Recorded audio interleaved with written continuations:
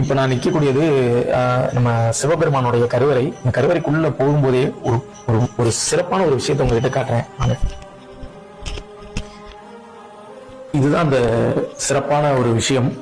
சொல்லப்போனா இது ஒரு பிரம்மாண்டம்னே சொல்லலாம். கிட்டத்தட்ட ஒரு 6 அடி உயர ஒரு மிகப்பெரிய நடராஜருடைய ஒரு திருமேனி, கிட்டத்தட்ட ஒரே கல்லால செஞ்சிருக்கிறாங்க. எவ்வளவு பெரிய திருவாட்சியா ஒண்ணு போல அந்த கல்லே ஒரு அப்படியே வளைச்சி செதுக்கி அவ்வளவு அழகா அவருடைய முகம் பாத்தீங்கன்னா அவ்வளவு அழகு. அவருடைய அந்த மூக்கு, அந்த அந்த அந்த மூக்கோட அந்த அமைப்பை பாருங்க, என்ன அழகு பாருங்க. அதே மாதிரி அவருடைய அந்த பொற்பாதம், இதுலயும் நாகத்து மேல அந்த பொற்பாதம் வந்து தாங்கி இருக்குது. எப்படி உத்தரவாசம் வங்கியில நாகத்து மேல இருக்குமோ அது மாதிரி பொற்பாதம் மேல தாங்கி நிற்குது. பக்கத்திலே பாத்தீங்கன்னா அம்மன் வந்து சிவகாமி அம்மாளும், இங்க வந்து நம்ம காரைக்கால் அம்மையாரும் இருக்காங்க.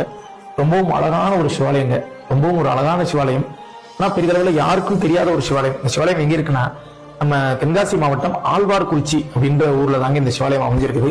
நரசிங்கநாத சுவாமி அப்படின்ற திருநாமத்துல சாமி அழைக்கப்படுறாரு. அம்மன் வந்து ஆவுடை அம்மாள் அப்படின்ற திருநாமத்துல அழைக்கப்படுறாங்க.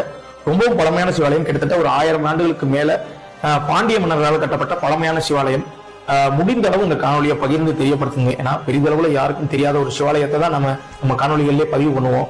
அதனால அதை மக்கள்கிட்ட நிறைய பேர்கிட்ட கொண்டு போகிற பணி வந்து உங்க கையில தான் இருக்கு. அதனால நிறைய பேருக்கு ஷேர் பண்ணி இந்த சிவாலயத்தை வெளியுலகத்துக்கு தெரியப்படுத்தும்.